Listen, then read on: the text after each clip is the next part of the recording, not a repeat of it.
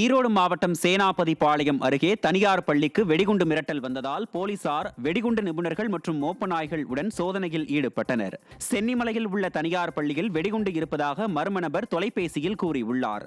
இதனையடுத்து பள்ளிக்கு விடுமுறை அறிவித்து பள்ளி வாகனங்களில் மாணவர்கள் வீட்டுக்கு அனுப்பி வைக்கப்பட்டனர். இதனைத் தொடர்ந்து பள்ளிக்கு மிரட்டல் விடுத்த மர்ம நபரை போலீசார் தேடி வருகின்றனர். கோவை மாவட்டம் பொள்ளாச்சி அருகே உள்ள இலங்கை தமிழர் குடியிருப்புகள் பாதுகாப்பற்ற நிலையில் பழுதடைந்து உள்ளதாக சார் ஆட்சியர் அலுவலகத்தில் புகார் அளித்துள்ளனர். கோட்டூர் மற்றும் ஆழியார் அணை அருகே 30 ஆண்டுகளாக இலங்கை தமிழர்கள் வசித்து வருகின்றனர். மறுவாழ்வு முகாமில் வசிப்பவர்களுக்கு எந்த அடிப்படை வசதிகளும் ஏற்படுத்தி தரவில்லை என்றும், குடியிருப்புகளை சீரமைத்து தரக்கோரி பலமுறை மனு அளித்தும் விடியா அரசு நடவடிக்கை எடுக்கவில்லை என்றும், மாற்று குடியிருப்புகளை கட்டித்தரவும் கோரிக்கை அளித்துள்ளனர்.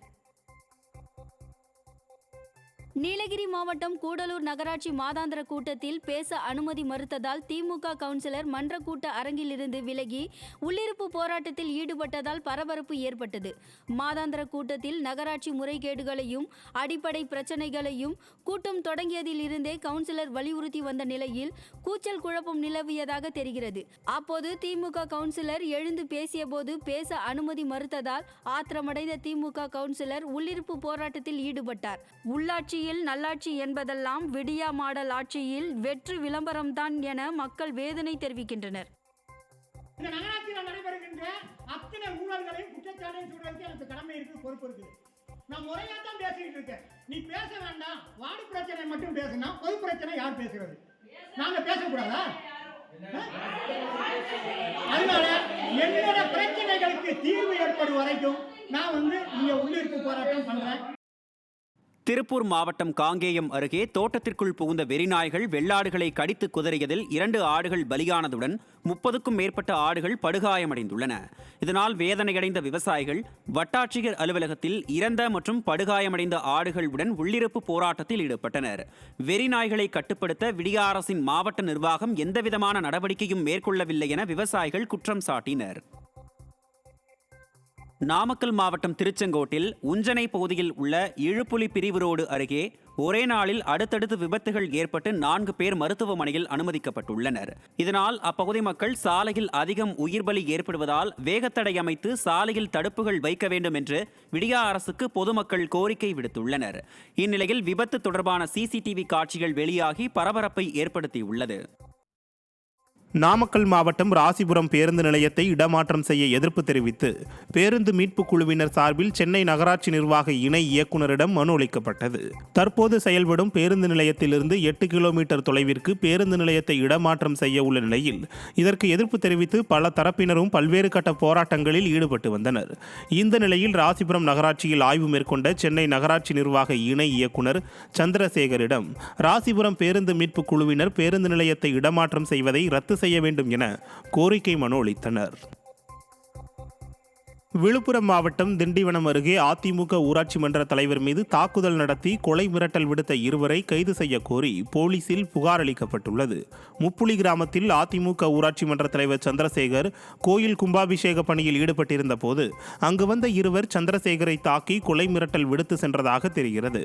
விசாரித்ததில் முப்புளியைச் சேர்ந்த விமல் மற்றும் சதீஷ் ஆகிய 2 அரசுக்கு சொந்தமான மின் விளக்கு, மின் மோட்டார், மின் ஒயர் உள்ளிட்ட பொருட்களை திருடி விற்று வந்ததை புகார் செய்ததால் 2 ஊராட்சி மன்ற தலைவரை தாக்கியதாக தெரிகிறது.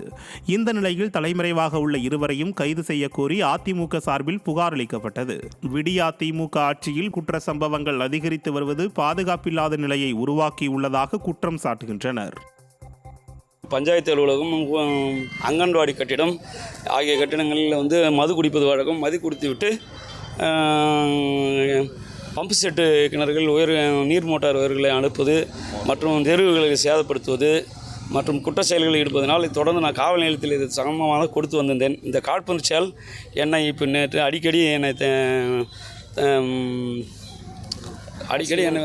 நான் மோசமாக பேசி தாக்க முயற்சிக்கிறார்கள். அடிக்கடி கொலை மிரட்டல் விடுக்கிறார்கள். அதுவே இப்போ காவல் நிலையத்தில் புகார் கொடுத்தால் உங்களை நான் கொலை செய்து விடுவேன் என்று மிரட்டுகிறார்கள். ராமநாதபுரம் மாவட்டம் சாயல்குடி அருகே தரைக்குடியில் உள்ள உமையநாயகி அம்மன் கோயில் விழாவில் 500 குடும்பங்களை சாதி ரீதியாக ஒதுக்கி வைத்துவிட்டு கோயில் விழா நடத்துவதாக மாவட்ட ஆட்சியரிடம் புகார் அளித்தனர். அறநிலையத்துறை நிர்வாகத்தில் உள்ள 9 சமுதாய மக்களுக்கு பாத்தியப்பட்ட இந்த கோயிலில் அறங்காவலர் பதவி சுழற்சி முறையில் வழங்கப்பட்டு வருகிறது. இந்த நடைமுறையை பின்பற்றாமல் அரசு அனுமதியின்றி தன்னிச்சையாக 500 குடும்பங்களை ஒதுக்கிவிட்டு கோயில் விழா மற்றும் வடமாடு நிகழ்ச்சி நடத்த உள்ளனர். விடிய அரசின் மாவட்ட ஆட்சியரும் காவல் கண்காணிப்பாளரும் தலையிட்டு தீர்வு காண வேண்டும் என கிராம மக்கள் கோரிக்கை வைத்தனர். உறக்கத்தில் உள்ள விடிய அரசின் அறநிலையத்துறையால் கோயில்கள் தன்னிச்சையான சிலரது ஆதிக்கத்திற்கு செல்வதாக பொதுமக்கள் குற்றம் சாட்டுகின்றனர். தஞ்சாவூர் மாவட்டம் திருவையாறு அருகே சேதமடைந்த நிலையில் அங்கன்வாடி மைய கட்டடம் உள்ளதாக விடிய அரசு அதிகாரிகளிடம் புகார் மனு அளித்தும் எந்த நடவடிக்கையும் இதுவரை எடுக்கவில்லை என்று பெற்றோர் குற்றம் சாட்டுகின்றனர். மீனாட்சிபுரத்தில் உள்ள அங்கன்வாடி மைய கட்டிடத்தில் தரை பெயர்ந்தும் செடிகள் வளர்ந்தும் மேற்கூரை சிமெண்ட் பெயர்ந்தும் கம்பிகள் வெளியே தெரியும் நிலையில் உள்ளது. இதனால் குழந்தைகள் திறந்தவெளி மரத்தடியில் படித்து வருகின்றனர். திறந்தவெளி என்பதால் விஷப்பூச்சிகள் கடிக்கும் அபாயம் உள்ளதாக பெற்றோர் வேதனை தெரிவிக்கின்றனர்.